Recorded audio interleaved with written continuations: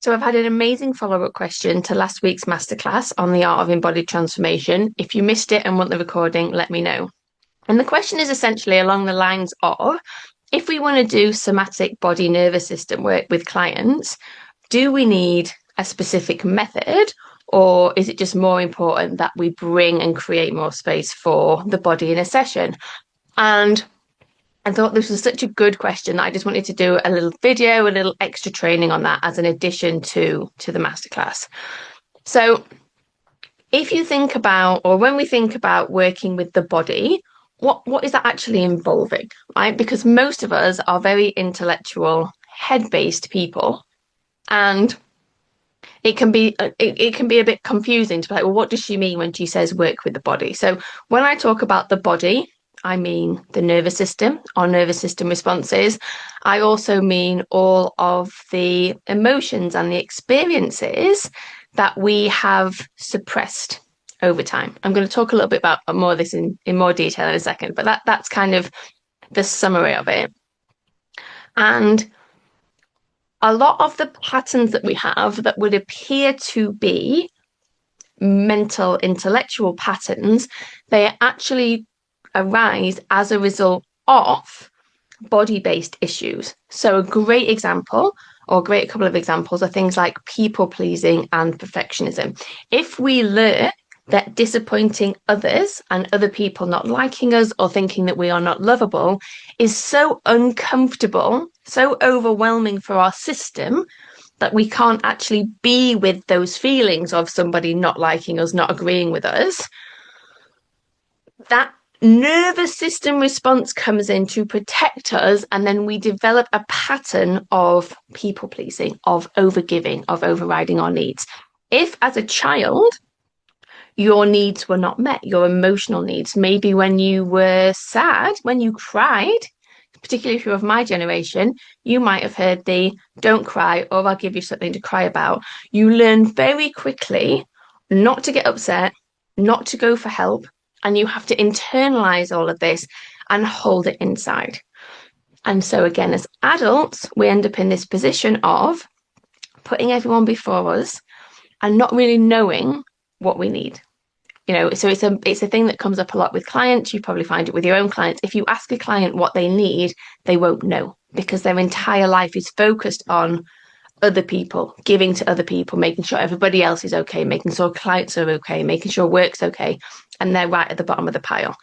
So these are kind of intellectual everyday patterns that arise, but they arise as a result of nervous system dysregulation and survival trauma responses within our systems. And when I talk about trauma, I mean anything that overwhelmed the nervous system at a point in time. So where there weren't sufficient resources available and it was too much, too fast, too soon. So that could be a shock, or too little for too long. And too little for too long often falls in that childhood developmental trauma space where we just didn't get the emotional support and regulation that we needed. And most of us didn't because our parents didn't have a clue that it was required. They were the children of parents who lived through a war. So they learned that food and housing and shelter was all we needed for our basic safety needs and our basic survival needs, right? And things have moved on and people now have more awareness of this. But for those of you who are kind of 35, 40 and above, that's probably your lived experience. So you have that within your system. So this is like the background. And then what happens if we're just creating space? We're just creating space for the body in a session, okay? The reason that we develop these patterns, the reason that we can't feel these emotions, the reason that we've disconnected from our bodies is because it was so overwhelming and scary for us at the time. So when you reconnect to your body, what is actually going to happen is that you have to feel, or you are going to feel, because it's going to come up, the stuff that was too overwhelming to feel before. Okay. If you want to release the people pleasing, you have to be able to feel in your body the discomfort of somebody disagreeing with you or not liking you or feeling disappointed with you, and still do the thing that you feel drawn to do instead of abandoning your needs and doing whatever the people pleasing action is. Okay. So, yeah, okay. So let's say you create space for someone in the body. Do you then know how to safely support their system to create that felt sense of safety in the body so they have the capacity to feel those feelings again without becoming overwhelmed, further shut down, re traumatized? If in a session they connect into their body and a big emotion, do you know how to support them to work through that emotion and fully release it? Have you got the capacity to be with them and their big emotions in a session?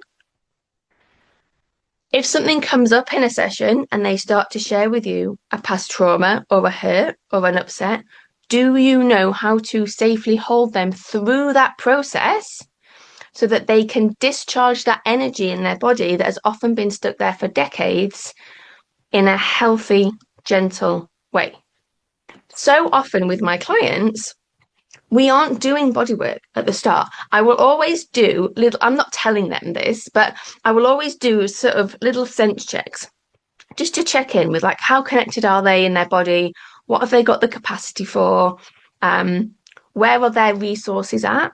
And then from there, I know what I am and am not bringing into a session in order to keep them safe. You know, if people come to me and they're already overwhelmed, they've got burnout in their system, which was my clients for a long, long time, trying to then get them to access their body immediately and release stuff is downright unethical and dangerous because they haven't got the capacity. Like, so I always have batteries on my desk, right? Because I love to use them as a visual example. If you need two fully charged batteries in order to go in and meet the discomfort and have that energy and the capacity to be with that discomfort and change your pattern, right? But your job is crazy and your family is busy, and actually you're a bit knackered, and so your batteries aren't charged, there's no way that your system can safely go into the body and feel that stuff, right? So we have to build the resources and the capacity and the energy first. And there is a process for this. There isn't a one single process, but just creating space for the body is, in my opinion, a recipe for disaster. So, say a person has a busy job and they've got kids and they've got various other stresses going on, and all of that is taking up these two batteries, which may or may not be charged, right?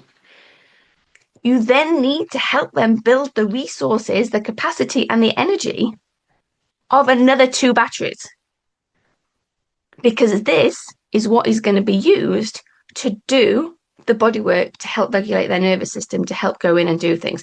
And this is the reason why most people don't do this work for themselves, because they haven't got the energy. But what they don't understand is they can build the resources and the capacity within them so that they can do it. But all the time they are stuck in the people pleasing, the overworking, the overgiving, it's going to be very, very difficult because they aren't going to put themselves first to build these extra resources.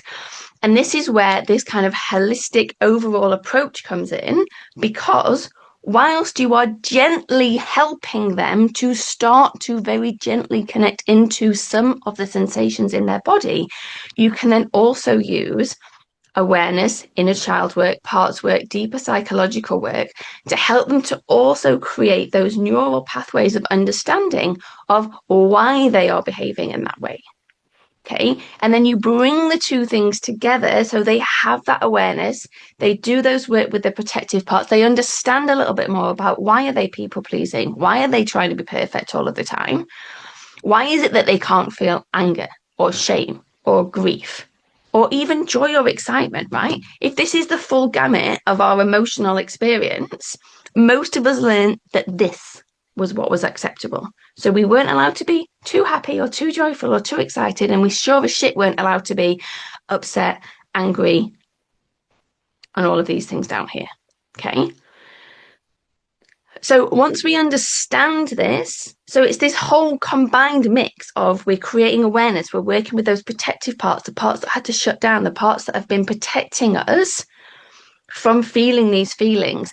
But at the same time, because in order to alchemize this, we have to do it through the body at the same time. We are then building these resources so that what then happens is this very natural progression that isn't forced, it isn't requiring them to override themselves, they aren't using more batteries than they've got, where the body has that felt sense of safety within and it's able to start feeling into some of that discomfort and releasing it in a very natural way.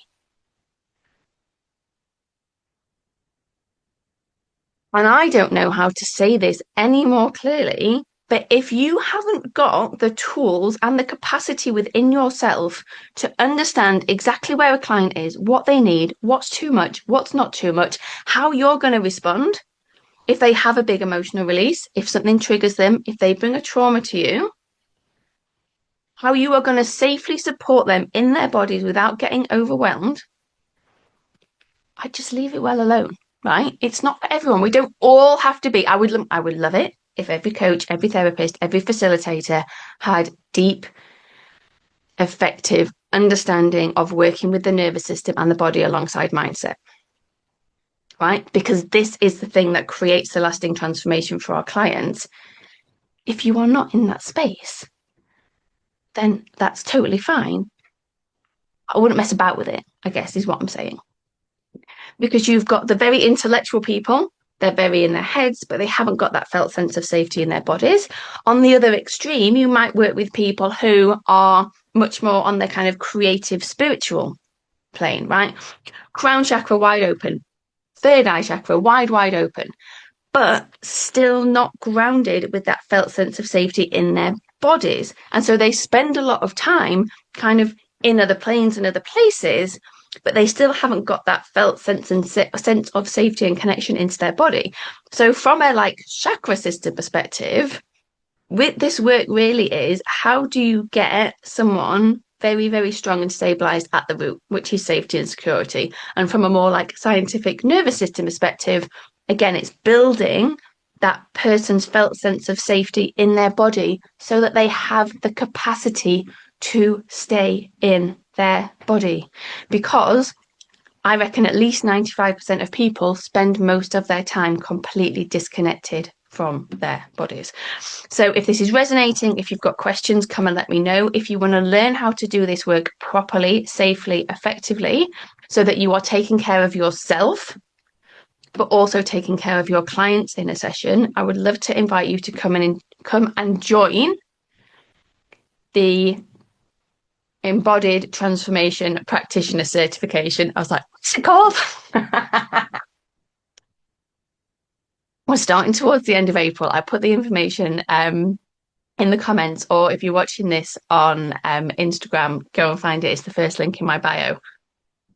But there is a reason why I feel so compelled, so drawn, so passionate about bringing this certification into the fore. And it is because of the number of spaces that I have been in where this work is not held safely and with the respect that it deserves. So I'm here for your questions. I hope this video was helpful, and no doubt I will catch you soon. Ciao for now.